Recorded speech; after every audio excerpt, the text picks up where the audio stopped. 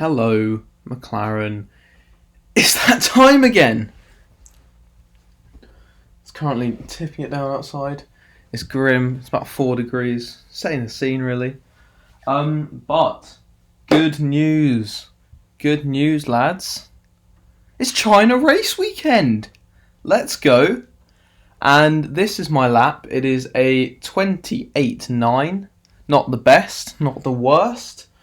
Sem, I believe his TT is just under a tenth quicker than mine. And Freeman's is like 3/10 quicker than mine. But I think it's a relatively good time as a benchmark. So let's, without any further ado, get into the clip. So, last corner, very easy to invalidate. Heavy braking, nice how. Heavy braking, well, it's heavy trail braking almost, because you're coming into the corner. No, well, as you can see, you're angling your car for this patch of grass. It's easy if I slow it down. You're trying to get the car there. You're aiming for about the bollard. You don't want to hit the bollard, but very bloody close to it. As you can see, you can go deeper if you want to. You can use a bit more, but the more you use this, the more likely you are to spin your car round off of this. Down to fifth, it's personal preference whether you go to fourth or fifth. I'm very inconsistent because I'm not deciding which is the best way, but they're about the same pace, so it's just about stability really. Here, very easy to invalidate when starting a lap. If you go off here, it will be this and next lap, so make sure not to do that. But anyway, onto the straight. As you can see, we're already up on the delta. Coming in here, it's all about the rotation of the car. So as you can see, I only start braking after maybe 1.5 car lengths into the red. So we're taking our time, and we're only applying about half throttle. Then with throttle on, half throttle. It's that like almost through the car. Keeping it nicely out wide, because you want to keep it out wide and swing in. You're probably best advised to go to second and then back up to third, but we decided to hold it in third. But if you drop it to second, you get extra rotation. It will make it like this. Isn't the greatest first sector by any means, but it's also not bad. But anyway, as I was saying, so you're aiming here. You can see in this position, you're aiming for here. You're aiming for this apex, and then the moment you get to here, it's about how can I straighten the car up best to meet this apex, basically, because it's a quick right-left. So you're down into second, letting the car roll through the corner, short shift to third, easy on the power, because it's incredibly easy to spin there. And then just let the car drive out. As you can see, we get a nasty kick of oversteer there. Obviously, that's not going to be the best for the delta, but if you can hold it, that's the main thing.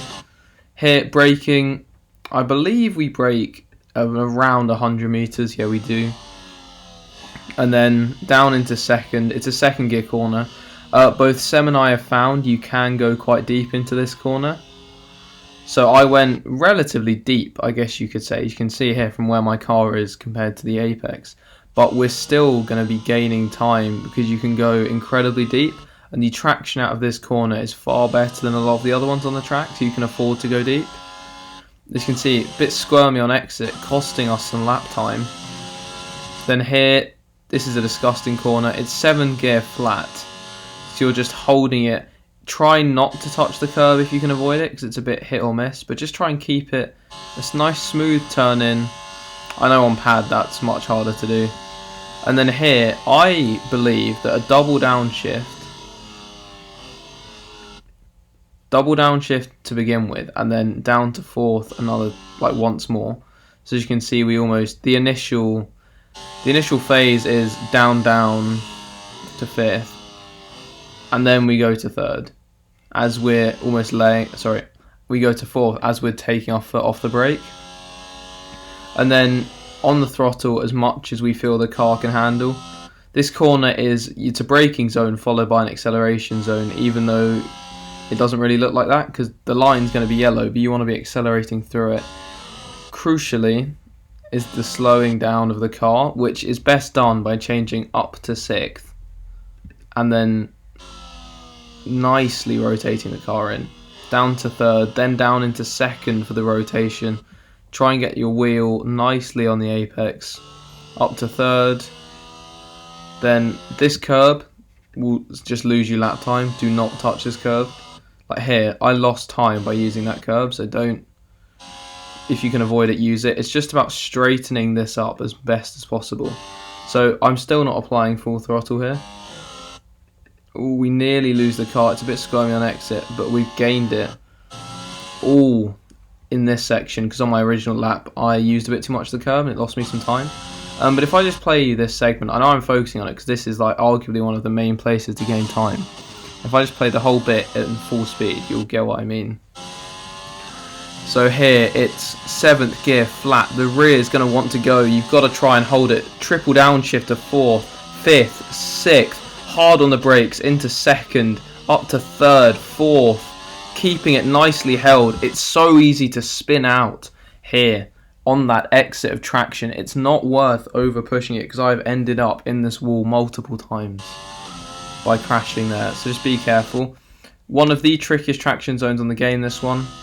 It's a nice 100-meter braking or so. I mean, again, I know a lot of us run lines. So it's not really an issue for us. I believe here it's the hardest traction zone on the game. Certainly one of. I prefer to keep it in 3rd, which I know a lot of people don't. But I just feel as though going to 2nd over-rotates the car. Particularly because this is an uphill. The car's very unsettled. I do a dab of brake, as you can see, just to make sure that the car is really where I want it to be on track. And then this is disgusting. How you lay on the traction here is crucial. You're in 3rd, rev it a tiny bit. Do not touch this exit curb ever. This will lose you lap time straight away. But you want to keep it to this. You're keeping about 75% throttle up into 4th. And then the moment, and only you're going to be able to figure this out when you're in the car. But when you're in the car, it's the moment you feel the grip. You feel that traction, you'll just be able to see me. I'll absolutely slam it. We're in 5th, and then we go. So we're in 5th, so very rarely in this game are you having to put on max power this late. But we're in 5th before we apply full power. But then we get an absolutely amazing exit, keeping our foot planted. I just sound like TRO Limitless for the sake of it. But again, I'll just show this in full speed because I think it's quite interesting to watch just how slow I guess it feels, because you're coming in here, rotating the car, very easy to spin out here, so don't oversteer in. Little dab of brake, 3rd, 4th, watch that throttle, watch it. And then we just let the car roll out. This is a straight, it's very self-explanatory. Blah, blah, blah, blah, blah. Very important, the braking zone here, I would say, is about the curb. See how we're only starting to apply braking at the curb? The line tells you to brake sooner than this, but I think you're going to be losing time if you do.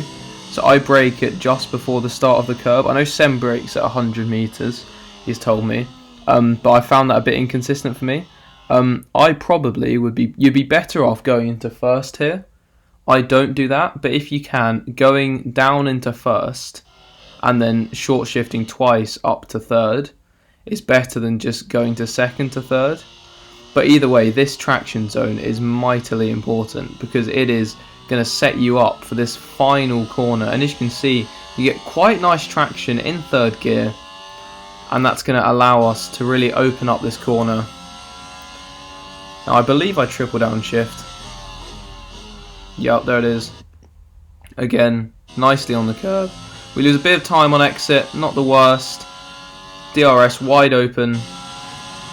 And across the line to do a 28.9. Sorry if this video's a bit longer than some of the previous ones.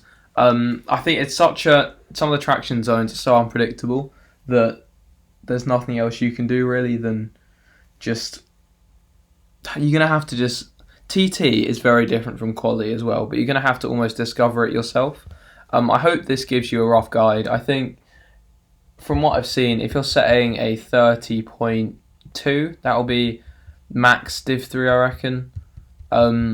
Mid mid to high 29s for Div 2, mid to low 29s for Div 1, and then high 28s for Elite. Thank you for watching. Cheers, lads.